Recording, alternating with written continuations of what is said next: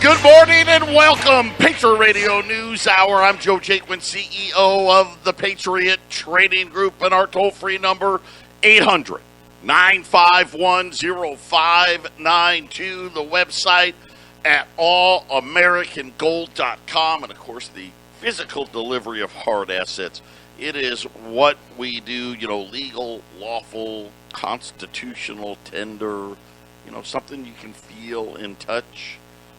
It's not an electronic credit waiting for someone to steal your password or the invisible tax. Well, it really isn't invisible. Inflation and, you're fighting an enemy that unfortunately you can't fight. But that's why you put it away, because it will fight it for you. I'm joined with my partner, the man that runs Colorado, Jason Walker. And Jason, good morning. What's new on the Front Range?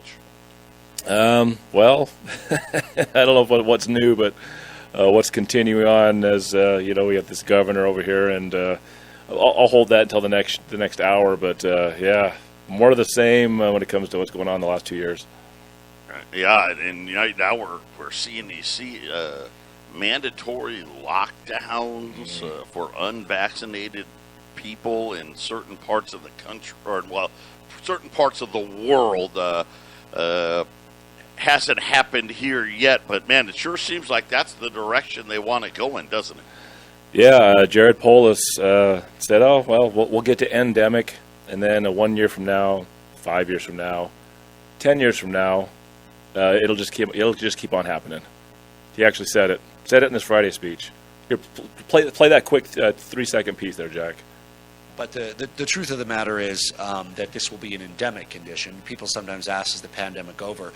Absolutely not, with 1,400 people hospitalized in Colorado, almost 1,500.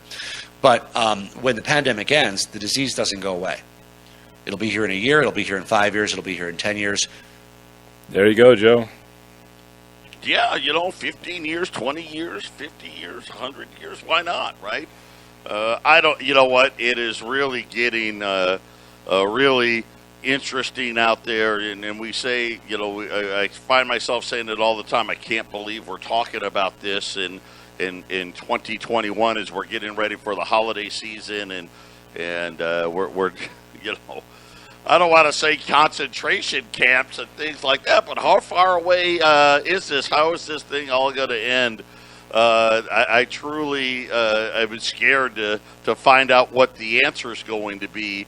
But I think we're watching all of this stuff, and we've got the wrong guy in place. We've got the wrong leadership in the White House, and I think it's setting us up for things that I don't think a lot of people are really prepared for at all. I know that my wife was out and about this weekend making sure that she had all of her holiday food shopping done, Thanksgiving and Christmas, because she's just worried stuff won't be on the shelf. I mean, this is what we're talking about.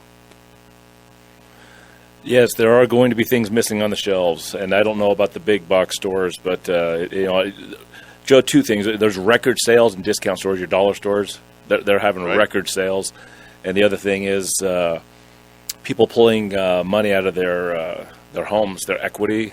It's at levels that rivals 2007 when everything fell apart. It's mimicking.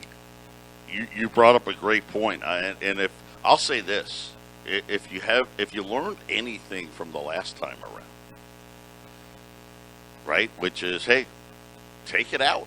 If you've got equity in there, take it out, because when it goes away, then you really had nothing. It's kind of like talking about, oh, look at how much money I've made in my, my 401k or my IRA. Well, you really haven't made anything until you sell it. And if you have equity in there, go get it, right? I mean, act like all the banks do. Listen, the second there's no equity left, all as they do is they wash their hands of it and file bankruptcy and start all over again.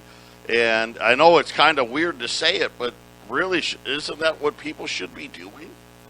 It's not such a bad plan, Joe, especially if you're going long term, because I I think by the end of the decade, 10,000 gold, 20,000 gold is very much a possibility.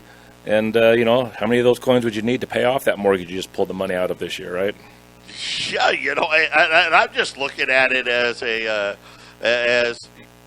look at what they've done. They made it seem forever how, bankruptcy was horrible. And you did the last time around, during the last crash, everyone wiped out their 401k. They did everything they possibly could to pay that home off. And really, in actuality, they probably shouldn't have done any of those things. And take the money out, and then wait a couple of years and buy another one, right? I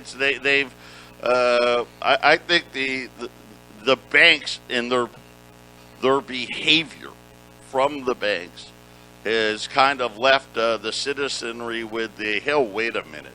Man, you guys had us playing the fool for how long? And it's going to be interesting. I don't know, and I'm sitting there, like I said, started the show with, got countries out there that are going to lock up their unvaccinated people. We've got, as Jason said, hey, we've got record sales going on, in the grocery stores and the dollar stores. People now, again, as Jason was saying, starting to pull all that equity out of their houses. And I think a lot of people are doing that, Jason, because they feel like the top is upon us, right? So they want to get as much as they can while they can. Patriot Radio News Hour. We'll be back after the break. 800-951-0592, Patriot Radio News Hour. We're watching all the inflation talk. There's people now coming out on the idiot box, openly questioning whether the Fed is losing its credibility as inflation continues to roar. On Friday, the Biden administration said, hey, all you Social Security recipients that are getting the largest increase in decades, we just wiped it all out for you. Medicare premiums are set to skyrocket. Medicare Part B monthly premiums rising by double digits next year. The increase is evidence that rising drug costs threatening the affordability and the sustainability of the Medicare program. And I just want to remind everybody, because they don't want to tell us the truth, right? I mean, look at COVID, right? They don't want to tell us the truth. They only want you to believe what it is they want us to know. Just believe that. Forget about the truth. Here's the truth. Long before Social Security runs out, which, by the way, it ain't going to be 2032, let me tell you that. It's going to be a whole lot sooner than that. Medicare and Medicaid go broke first. Matter of fact, looks like, as I'm looking at these deductibles now, it's going to go broke a whole lot quicker. In addition to Part B, monthly premiums are going to be up 15%. Is that, think about it. We gave you, what did they give? 5.9% raise for Social Security. And they're going to wipe all of that out, Jason, plus more, just on the Medicare part of things. The insurance companies, better than most corporations, know the numbers, Joe, and they're going to make sure they price in any kind of cost to their model so that they can continue to profit or at least stay afloat. And we may be hitting a situation like during the Depression where there may not be nothing they can do to keep up. Yeah, and I think you're right. Another great point. The actuaries in the insurance industry are so much better at tracking what inflation is than what the central bank or the Bureau of Labor Statistics and all the crony bankers out there. This should be a really big eye-opener for how bad things are really getting. And this is why you're starting to see slowly here some of these cheerleader guys coming out on TV and talking about the Federal Reserve losing credibility now as the inflation situation continues to escalate. So not only is the deductibles up 15%, not only is Part B up, how about Part A, inpatient deductibles? That's also up another $72. Skilled nursing co-insurance up $9, right? And so you sit there and you think about the 14.5% jump in Medicare premiums on top of what's already happening out there. Social Security only gives you an extra, on average, with this big bump, $21.60. That's it. So think about just the deductible for Medicare went up $30. You got an extra $21, so you're already $9 in the hole. Then you start get hit with Part B, Part A, right? You haven't even paid for the higher stuff at the grocery store yet, Jason. Yeah, and in my case, it's different than most, but that's one of the reasons I've been so insurance light my whole life. Is I just figure I'll put a little money away, save up, and if there's an emergency, I'll pay it then. But I love not having the monthly payment, Joe. I love not having to shell it out every month, and I try to take care of myself because I always felt that something like this was getting ready to happen. I looked at my history, Joe, and it's not for everybody, but insurance can really drown your funds every month. Is, the thing that we're talking about, though, this is for the older folks. Yeah, I know. Right? People, It's something where, when you're younger, right, you can make the argument, man, I'm just better off, right? I'm better off not paying monthly for insurance. But, the key, though, the key there is you got to actually save money. Yes. Right, in case something bad does happen. But when you get to the age where you're talking about Medicare and Medicaid, you don't have that option anymore. And the fact of the matter is, when we're looking at what's really going on out there, the fixed income, the people at the lower end, this whole inflationary cycle is going to be brutal. And for all of us that aren't on it yet, wait till you see what happens to your medical payments.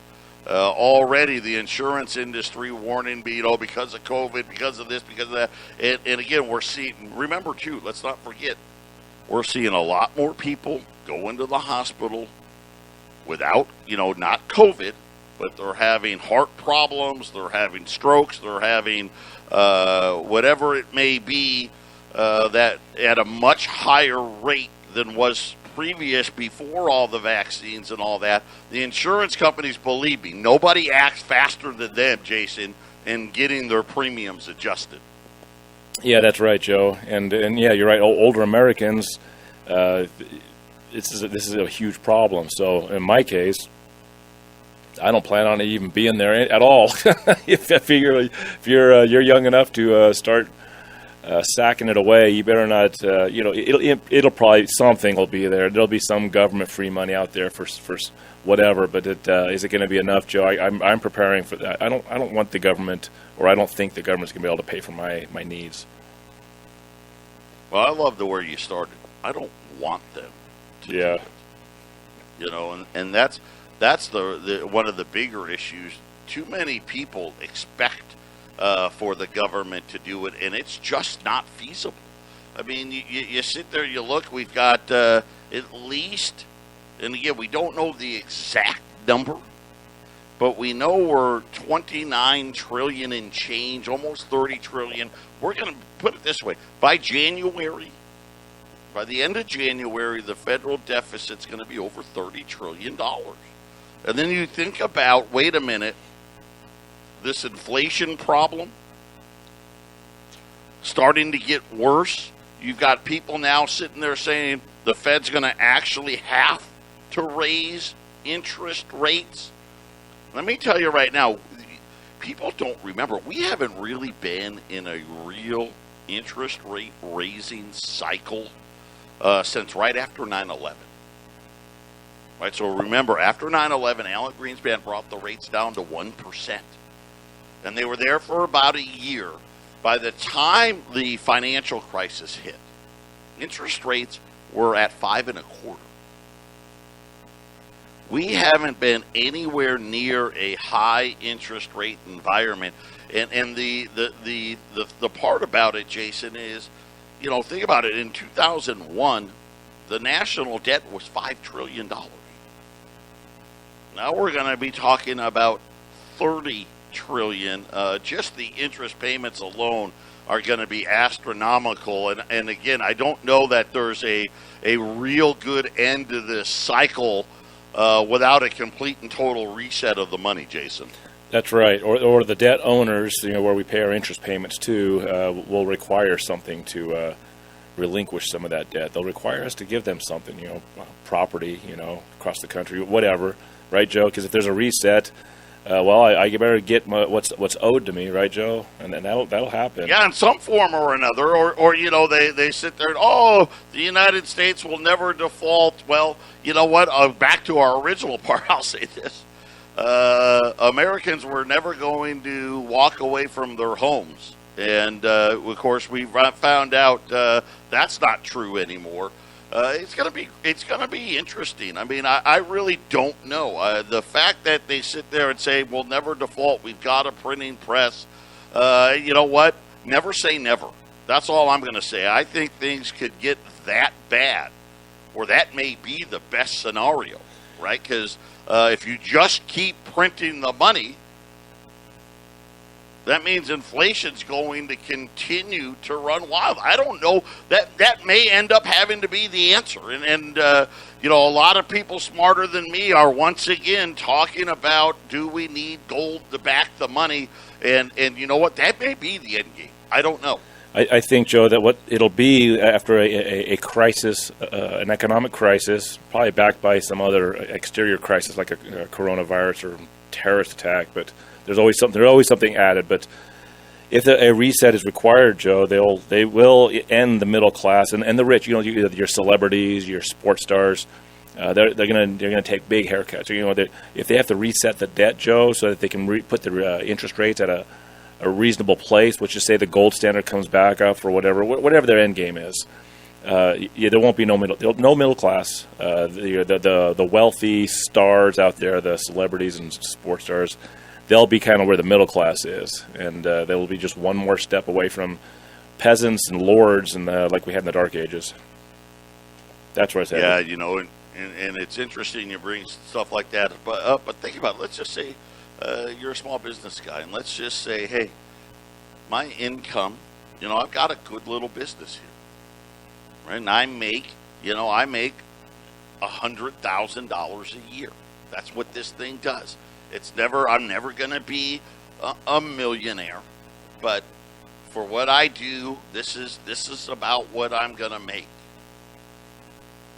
Now all of a sudden, hey, man, that was a pretty good living. Now we're talking about truck drivers. Not, no offense to truck drivers, right? That's a hard job, right? Hey, $100,000 a year, that may not even be enough, Jason, right? And all of a sudden, that good life you had, every year it gets a little harder and a little harder and a little harder. And then to your point, all of a sudden, hey, I'm making $100,000 a year, and it's just not getting it done. They're going to take those jobs away, Joe. I did a little research on Jeff Bezos, Amazon, and maybe in the next segment I'll cover a little bit of it, but just see what that guy's been up to. And, this whole coronavirus pandemic, mess up of the economics in America and the world, I really don't. It's such a false fake thing that's going on, Joe. And if you look at what's going on with technology and jobs and corporations, it's all right there. What Jeff Bezos is doing, which is, it's actually within his rights to do, but it's so Rockefeller of him to go out and he's wiping out other businesses and building an empire in which you have just to barely make it in his company, or you're going to be replaced by a machine. And it's happening in lightning speed, Joe. Yeah, the age of robots. I've been seeing a lot of articles there about how quickly they're trying to replace everybody with machines, and trying to. Oh, there's a labor shortage. There's a labor shortage. No, there's no labor shortage. There's a pay problem, right? People have realized, wait a minute, I'm not going to, and I'll use waiters, waitresses. These are hard jobs. I'm not going to work that hard and not be able to provide for my family and put a roof over my head. You're going to need to have to pay a livable wage, and I just don't know how all this is going to shake out. I know we're coming up on the break. When we get back, another reason why food prices are going to continue to rise. The last 4 weeks in the used tractor market have all of a sudden got the price of all kinds of farming equipment going through the roof. Exactly what we've seen in the used car market, Jason. Just another one of these things that at the end of the day, whatever we put on and whatever we go to the store to buy, everything's just going to cost more. Patriot Radio News Hour. We'll be back after the break. 800-951-0592. Gold's put pretty flat. Down a dollar. I think Chico may have it up a dollar at $18.67 right now. Silver's down about 20 cents. The good news here, though, silver held $25. Really good sign there. $25.15 right now. As man, everything is disappearing. I just got an email. There are no low-end $20 liberties right now, Jason. I just got this. So this is a huge opportunity. Right now, $20 gold pieces, we like the low end. Don't pay these premiums. They're $2,170. I've got 50 CU Saints. So CUs, we got to learn all these things now. We know about AUs, right? Almost uncirculated. These are CUs, as Jason will tell you, choice uncirculated. I guess they're, nicer than the AUs, but people are like, if we send them to get graded, right, they're probably going to grade like MS-60 or MS-61. We don't want to go through the hassle because, getting coins graded now, that costs a small fortune, just like everything else. I've got 50 CU Saints for $2,200. So the regular Saints and Liberties we normally carry, which right now there's none really out in the marketplace, are at $2,170.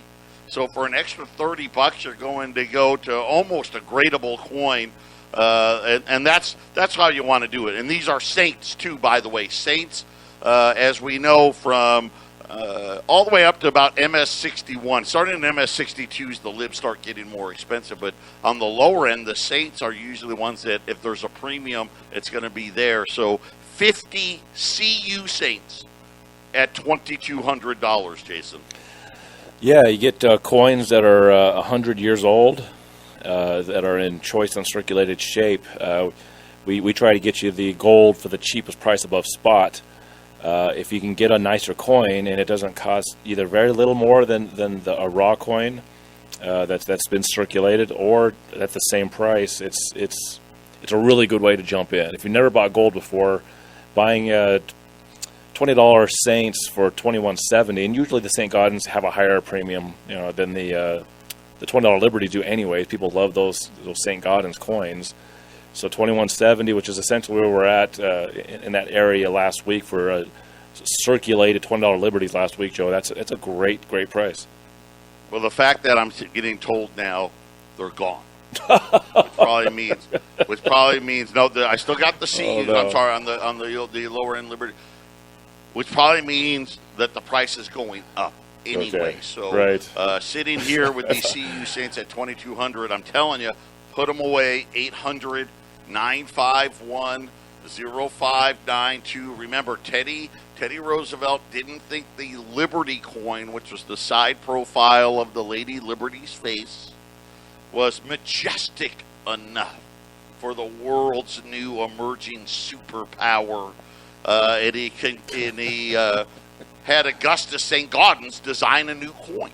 And the reason why they call it the St. Gaudens is the artist, Augustus St. Gaudens, actually passed right as the coin was going to be released to the public, and so they named it after him. And of course, that same design, the full-bodied Lady Liberty, that same design is on the Gold Eagles today. That same design's on the Silver Eagles today. So it's a very iconic design, and that's why Jason was saying people like the Saints. They think it's a prettier coin. I like the Liberties better, but hey, everybody's different.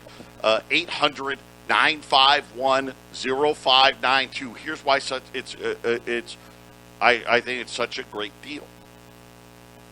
Machinery Pete.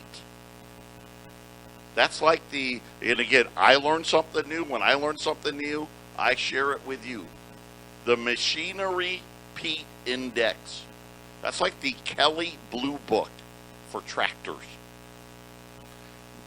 And according to them, prices for used tractors had already risen 22% in the first 9 months of the year. However, they're saying the fourth quarter has seen another huge leg up. They're not ready to release the index yet, but most people think we could see used tractor prices up as much as 40%. He brought up a John Deere tractor. He said this one went to auction, and he goes, it was old. It was built in 1998. However, he said it was lightly used. It had under 1,000 miles on it, or 1,000 hours, sorry, not miles, hours, and was in really good condition. The bidding started at $100,000. This tractor ended up 1998 selling for $170,000, which was $25,000 more than the previous record for that specific model. A brand new version of that tractor starts at $205,000, Jason. I have a feeling you can't get it for that much. It's probably not available. Well, that's the problem, right? Yeah. First of all, a brand new one's not available. Kind of, the same problem that you have. You got strikes going on. You don't have the chips, right? And all of a sudden now, you're seeing these prices just skyrocketing. It's one thing when you go to, hey, it broke a record and it beat it by $2,000 or $3,000. But when you come out and say, hey, it just shattered a record and won it by $25,000, it really is earth-shattering when you think about the type of increase that we're seeing all across the board. Nobody's seeing a 6% or a 5% increase in anything. Everything I see, 10, 15, 20, 30, 40, 50, 60, right? And it's almost universal across every spectrum, Jason. Very hard to find something that isn't up that amount. And if it's not up that much, it tends to be missing off the shelves. Yeah, that's a great point, right? Is that maybe that's the things that aren't on there. How about the airline industry this morning saying they are raising prices everywhere. This holiday season may be the most expensive ever to fly somewhere. Patriot Radio News Hour. Pick up those Saints. We'll be back right after the break. 800-951-0592. That did not take long. I mean, we got gold's down $2. Just got a price increase, just like that. So we still got the CU Saints. They're still $2,200 right now. Looks like about a $5 price increase for the lower end. So those we're talking about Saints at $21.70. Looks like, Jason, we're going to see $20.95 or $21.95 tomorrow. So you're essentially buying it for the same price. That's so right. Deal's Yeah, a little better. And again, it's just supply and demand, and we've been talking about this. We know, more importantly, we've really saw this happening in the silver markets. The gold markets have held up a little better, but now that seems like that's starting to fall apart as well. Yeah, Joe, that's correct. And getting gold at 2,200 or 2,150, and 2,250 maybe in a week or two. To me, these prices, it never bothered me when I was buying and selling before I came on board here, because I know where it's headed. Because I see what the crooks in the central banks of the world, their cartel, where they're pushing us, and gold at 2,000, 2,100, 2,200, 2,300 none of those prices make that much of a difference when you see gold at 4,000 or gold at 5,000 in the future. So to get CU is $30 more than a raw is great. It's circulated. Now that $30 is like $5. $5. Just like that. And $5. that's how quickly the prices move. And again, I was worried because I saw that. I'm like, $0. And then, and I'm like, oh, we're going to get a price increase. And boom, here it is, right down the pipe here. Muhammad El-Arian. And for those of you that don't know Muhammad El-Arian, he's one of these guys. He's on every week on the cheerleading channel. And he's very popular. He's on all of them. So he's on CNBC, he's on Fox, he's on Bloomberg, and I mean every single week. And his rhetoric now is ratcheting up, saying that that it's a big issue, an issue that he hopes that the Fed will wake up and catch up to the developments that are actually on the ground, talking about inflation is not transitory. The central bank is, and I'm just quoting him, mischaracterizing inflation. And they keep repeating the narrative. Listen, just because you say something over and over and over and over and over again doesn't make it true. And he goes, and he repeated it. He goes, it's transitory, it's transitory, it's transitory. It's not transitory. And we have ample evidence that there are behavioral changes going on. Companies are charging higher prices, and there's more to come. Supply disruption seemingly never ending. Consumers are advancing purchases in order to avoid problems down the road. I just talked about what my wife did. She doesn't want to have a problem for Christmas dinner. She bought it all now. Again, and that just makes everything more expensive. And again, we always use that gallon of milk story, right? The consumers are like, I'm buying the milk today because I'm worried it's going to cost more tomorrow. So they buy the gallon of milk for $3. The guy goes to reorder. Now his cost is $3, so he raises the price to $4. Everyone buys it at $4. He goes to reorder. It's $6. Right now he raises it to $8. The guy goes to reorder it. It's $10. Right? The guy keeps losing. You can't raise prices fast enough, Jason.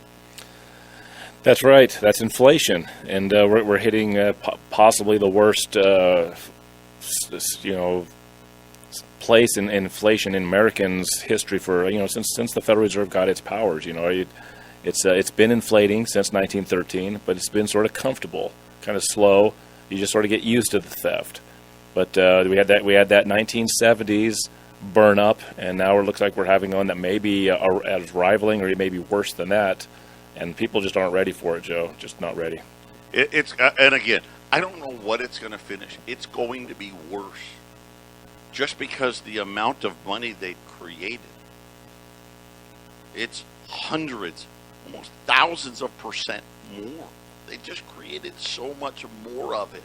It's like telling a drug dealer that more heroin is going to be better for you. right? And that's not the solution. The solution to a debt problem is not more debt. Even Bill Dudley, former Federal Reserve Governor Bank of New York, he published an op-ed over the weekend outlining the same problems that the Fed's in between a rock and a hard place. And he said that hope and pray is not a strategy. And that's where he says the Fed is right now, that they're hoping and praying, Jason. What else do you say? Joe, I hate the Fed. How's that? I just hate the Fed. And again, they created all of this. I know that people, it's not a supply chain problem. Okay? It's not a Saudi Arabia problem or a Chinese problem. Or it's not even a COVID problem. It's a central bank problem. They want Dow 36,000. Right? They want for us to believe that our houses somehow, right? We've already been through one housing crash, and now the houses are even more expensive. Less Americans than ever own them. They forced all of Wall Street into the housing market because who wants to buy debt at 1%? Nobody. And now we're going to have inflation the likes that I don't think the world's ever seen before. Get that gold put away. Well, it's still affordable. 800-951-0592. Final segment coming up. 800-951-0592. Patriot Radio News Hour. Final segment on this Monday. The CU Saints are going quick here. They're $2,200. We just found out here in the last 35 minutes, really, that the circulated 20s that we sell, they're gone. There are none. Immediately after the price increases coming here on a day when gold's flat. I mean, gold's just sitting around here at 1865, not doing a whole lot. But again, the paper price doesn't want to reflect the realities, and it's been, gold's woken up here, silver's woken up, and the reason why is because everybody's starting to realize the central bank has lost control, Jason, and there's really not a lot of good options out there. I mean, it's either raise rates, and we're not talking about a quarter of a point. We're not talking about half of a point. That's not going to get it done. I mean, could you imagine a Fed's funds rate, I know, heaven forbid, at 5%, like it was, would normally be? I mean, we talking national debts. We wouldn't be talking $2 and $3 trillion national debts. We'd be talking $5, $6, $7 trillion national debts. I don't know what they're going to do, Jason, but I do know this. The inflation genie seems to have gotten out of the bottle, and I don't know how we put it back in. If they start pushing rates up next year, they may try all kinds of emergency things, Joe. You could see it, which I know is ridiculous and wouldn't work, but there is nothing they can do that works, so eventually they'll have to try everything. And you can see it strays between 10 and 30%, Joe, just to see if they can fix it. We'll figure out how to pay it. We'll figure out how to pay it somehow. Somehow, some way. CNBC's now, they must listen to my show. They're writing a big article now saying, your big increase in Social Security, unfortunately, you're still going to end up with less money because of the cost of real inflation. Yep, not surprising, Joe. Not surprising. And I did want to touch on Jeff Bezos. It's amazing what is going on in the labor markets, and then you look at what he's doing. This guy, Jeff Bezos, Amazon, is running these warehouses where he has 100,000 robots. Are these little? Have you seen these, Joe? The little disc robots that pick up the little shelves and carry them around the warehouse. Have you seen these? Yeah, I've seen them. They're going to have 200,000 of them by next February, in that time frame. Okay, and you wonder where all those computer chips are going. Amazon is seeing record profits. And how is it that they're getting all these robots? Other companies aren't getting them. Why?